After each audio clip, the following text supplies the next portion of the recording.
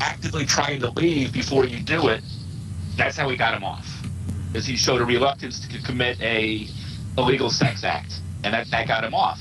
It probably cost him $30,000, $50,000, who knows? And he can't show his face in public, but he got off. He's not an RSO. He didn't go to jail. The money you mentioned, is it for a lawyer? For a lawyer. Yeah. I mean, yeah. He had to have a good lawyer. He didn't have a public defender. Same thing with Goslin. Goslin had a real lawyer, and his court case went on over 2 years. He had child porn on his computer. Of course he did. Look at him. And he got off. He had the same judge, Judge Mark Steinbeck, and the same judge that Willis had. They both had the same judge. They had different lawyers, but Willis's stuff isn't online anywhere except for the forfeiture of his car. So I emailed Robert Harris, who was Willis's lawyer down in Fort Myers, and he was nice enough. He emailed me back, and he said, we put Perverted Justice on trial. They wouldn't submit their hard drive. They gave fake names for their decoys, and they acted above the law. And the judge either dismissed it or it went to the jury, and the jury found him not guilty. Do you know why they wouldn't give up their hard drives? Because I do.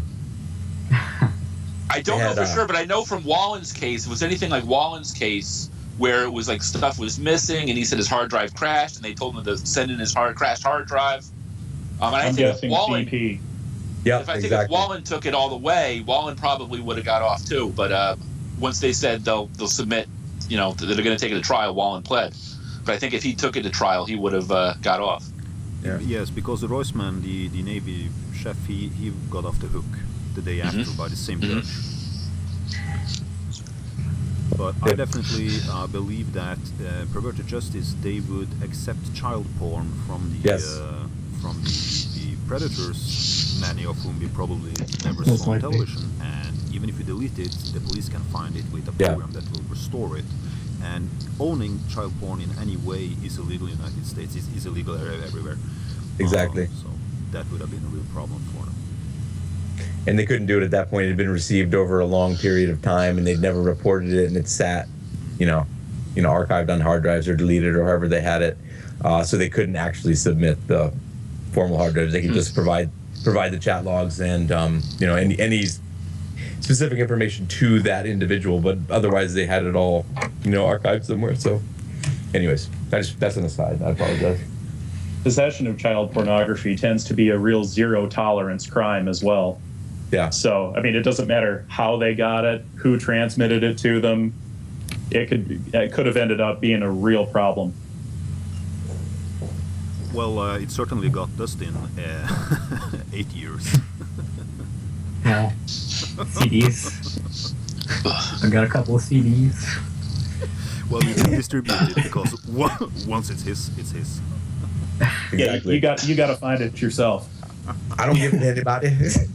That's mine. Go find it yourself. Wrestling, buddy. How many images did he have? Over 100, I think. Either between 50 or 100 or over 100, I believe. It's unbelievable. Yeah, most people could jerk off to 5 pornographic pictures, while they had 65 of them. I don't know. Jean-Pierre Very only had one on that floppy disk drive, which I thought was amazing. A floppy disk with one photo. He just in a backpack full of milk. In case you come across a computer that has a floppy disk, you pop that in, get a good look at the picture. That's all he had. That's all he had. I don't think I've ever owned a floppy disk. So that leaves us with Hamburger, and there's been a lot of talk about what his a lot of the fascination with him is actually his mangled screen name, and there's a nice theory floating around that is quite recent that says that he probably tried to type Hamburglar from the commercial series of McDonald's. And this is actually picked up, I don't remember who typed it on the forums, but... Yeah, that was me, and I picked it up from Dennis Colson, that goofball Dennis Colson, when you watch the Folsom, Georgia Raw, and when he's modeling his prison uniform, he says, I'm the Hamburger helper. And he's trying to say he's the Hamburglar, but he's, such a retard. But, and I was like, he fucking said Hamburger. He said Hamburger. And I could just see, James Wiles sitting there like, Hamburger. Yeah, all right, I got Did he cross himself? Julian Bashir, you need to get on that. If Coulson said hamburger, oh man. See, I always thought it was hamburger flavored bubble gum. I thought that was the most logical explanation for it, but now I could be wrong. I bet it still works. But I think a lot of the fascination with the hamburger is that he was trying to be such a sweet guy, but he looked like he was straight out of The Walking Dead. Like he wouldn't even need costume makeup; he could just go on right on set out of the street. And he shambles in the house, and poor Samantha, that poor cute little decoy, just has a look of horror. Like, please help me, God help me! Why did I ever sign up for this fucking show? And Hamburger comes in and gives her the M&Ms, and she grabs it like it's a dirty diaper, and like puts it down and says, "I gotta go get a drink," and hops in the back and probably just hugs Chris and breaks down crying. Yes. And, but poor Hamburgers, he's just trying to be sweet, He was Graphic sweet. body language. Samantha is so underrated. She had to do some real close combat encounters with the predators. I thought that Demir's was gonna get her, man. Demir's got close. Oh, He got close on a video, man. Didn't Daddy Reyes try to give her a hug too? I was just gonna give her a hug. Oh, I'm nervous. So let us move on now, and I guess I've introduced myself in the case that I need any further introduction. And we have heard Cookie and Julian Bashir tell about themselves, but why don't we move on to Usman? He's the fresh guy here. I'd never heard about him before, and he was fortunate enough to join up for the radio TCAP today. So why don't you tell a little about yourself, Usman, and why you are fascinated by the To Catch a Predator show? Well, not many people have really heard of To Catch a Predator here in Scotland. If you ask anyone, they'll be like, "What are you on about?" Throw a To Catch a Predator quote, and people will be like, they'll be confused. But I just came across To Catch a Predator randomly on YouTube by coincidence. A lot of those videos have like 1 million views and that kind of thing before they got taken down. And what really got me hooked on To Catch a Predator was the wide variety of responses to them getting caught. So the first episode I watched was Petaluma, so the first guy I saw was "Can I rip you anyway?" That was my first introduction to the show, so I kind of just led on from there. With all the Indian predators and their leaky cases, that's kind of what got me hooked. And you are from Scotland? Yeah. So, there was actually a To Catch a Predator show in the United Kingdom, although the men were not arrested. It's up on YouTube, but you get copyright strikes for hosting it up. But if people want to Google it, it was some pretty good journalistic work done in the United Kingdom. Yeah. I don't know if you'd be able to do something like... I'm sorry? Oh, please go on. In any case, let us move on to our other surprise guest today, JoeyJeremiah. What made you fall in love with TCAP, and who is your Man, favorite predator? I'm just a fan of all those train wreck TV shows. Hoarders. I can't get enough of that show. Pet hoarders, any kind of hoarders. My Strange Addiction, Intervention. I just love that stuff, and maybe it just makes me feel better by myself. I have low self-esteem. I don't know, but I love those things. And I got into. I don't think I watched Dangerous Web, but I know I watched the Fairfax County, Virginia show. With Rabbi Dave and Wanderer and Bet Off and all those freak shows. Classic. That was a great. I mean, they're all great. And and then Riverside and I was watching. I think I bought a TiVo just so I could watch the Ohio one because I was going to be away and I didn't want to see it. So I think I got a TiVo just for that. And then I was working for Bose Corporation, and I knew that exclusively in it had been fired for trying to diddle a girl, but I had no fucking idea it was going to be on TV. Now, my friends at the corporate office knew because the Bose lawyers were on saying, do what you want with this guy, but if you say our name, we're suing. Don't say our name.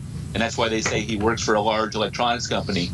And when that came on, man, it was like phone calls freaking out. It was Christmas in September when that happened. Because that guy was a douchebag. Well, this must be one of the most interesting, how people fell in love with TCAP stories that I've ever heard. But so I've watched it all through until Kentucky, and finding them on YouTube and trying to find them again. And I think that's how I found you guys. Is I was looking for Refner's police interview, which most of the Ohio ones are still up, but Refner's is gone, and Refner's was the best ever. Yeah. And somebody's got to still have that. Joey, can you tell us a little bit more about Jaswinder Chima and what he's like in real life and all that? Yeah, he was a store manager, I think, out in Gilroy, California. He was a kiss-ass, little douchey, kiss-ass, tattletale kind of guy. Like the kind of guy, in school that said you didn't do your homework. Teacher, you forgot to give us a test. The kind of guy you wanted to smack. He had a hot girlfriend. He had this hot girlfriend, though. And he went back to work after all this happened. And he knew about the show. He mentions it on there that he talks about it at work. He knew about it, so I don't know what the fuck he was doing, but he went back to work after that, and it was, I think, Labor Day weekend, very busy weekend, and the cops came right into work while he was there with a warrant to take all the computers, all their point-of-sale computers and everything out of the store. Wow. And he was like, I'm going to go clear up this mess, I'll be right back, and he just walked in, and nobody saw him again after that. God, And what an corporate's epic like, story. you got to give up the computers, and they overnighted computers from Boston to California on a Saturday, which must have been about $5,000. But yeah, he just disappeared, walked out the door. Wow. So I am actually talking to a TCAP alumni through one One-stepper. One stepper. Wow.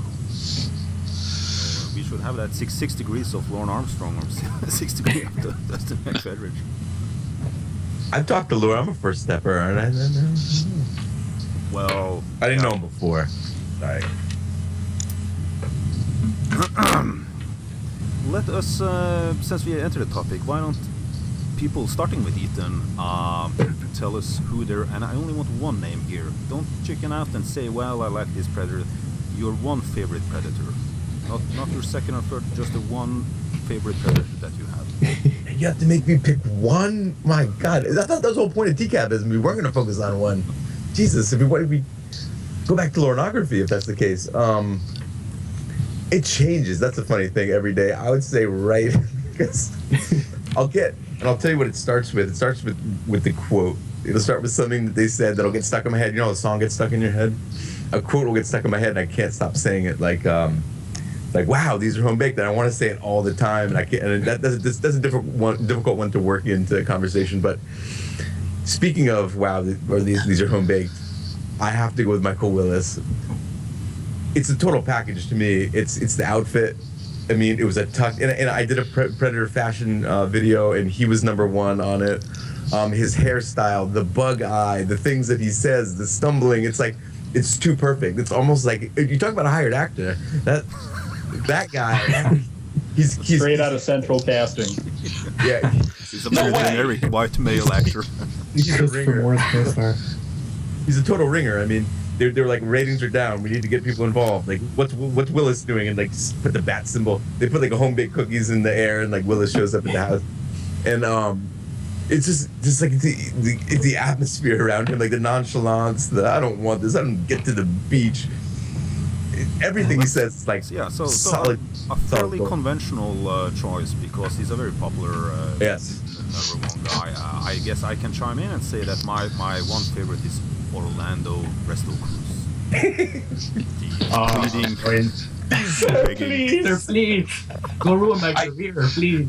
So, and the worst of it all is that on the internet, people are saying that he was a real hard ass in the military in Iraq. He was a real tough guy. So his soldiers, and he was a sergeant in the military, the soldiers were surprised to see him begging, pleading. So, and he also, everything about that guy is so fantastic. Can I leave, sir? With hope in his voice. So,